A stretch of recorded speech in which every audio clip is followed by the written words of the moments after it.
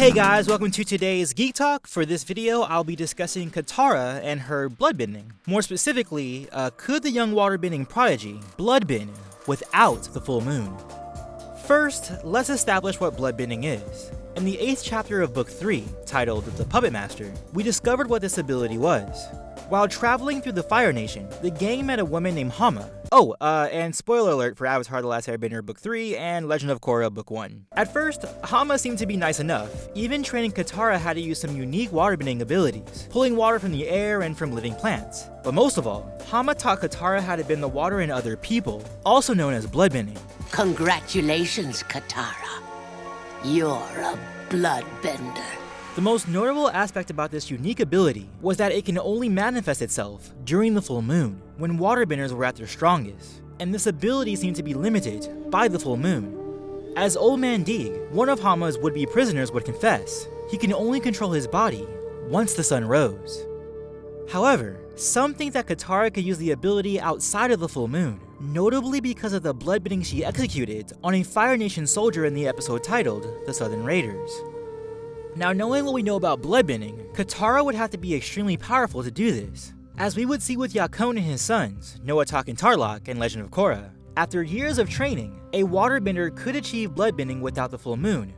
So without training, how could Katara achieve this? Well, we get an indication of Katara's raw power with Hama herself, the alleged inventor of bloodbending. Even though Katara had no knowledge of the technique, she not only was able to repel Hama, but dominate. Some can chalk this up to lazy writing, or plot-induced stupidity, but Katara's raw power has been set up throughout the series, as well as the raw power of her friends, who all seem to be prodigies in their own right. So in terms of raw power, it certainly seems possible for Katara to achieve and master such an ability without the amp of the moon. And we have evidence of Katara bloodbending without the full moon in the Southern Raiders. But wait, we actually don't. When she bloodbent that Fire Nation soldier, there was indeed a full moon that night. In the previous scene, when Katara and Zuko take Appa, there are two very prominent shots showing a full moon. One is a tilt-down shot, the other, a full backdrop. Now, one could rightfully say that a full day passes from that shot to the scene of Katara bloodbending, and that's true, but the answer to this can be a bit more complicated. A full moon, at least to the human eye, can last for up to 3 days.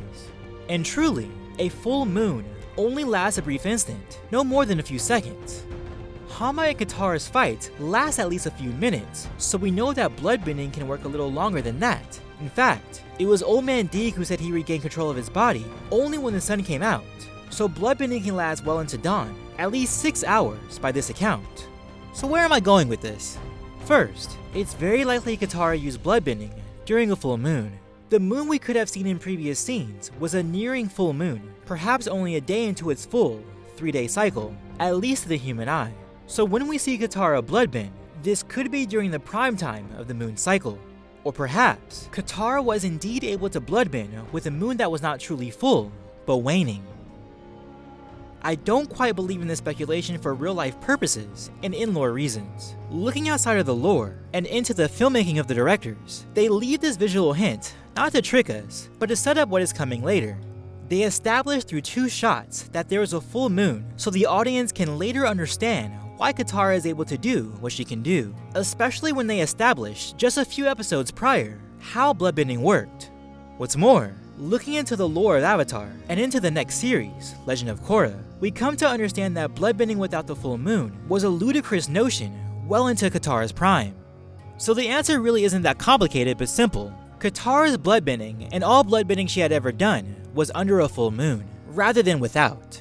Just like Yakone, Tarrlok, or Amon, she simply needed to train up to become proficient with bloodbending without the full moon. And considering Katara's raw potential, I would wager that she could catch on to this ability much faster than Yakone and his family. However, Katara said she would never use bloodbending again, and judging by Republic City and their shock about anyone being able to bloodbend during the day, I would say rather definitively that she could not.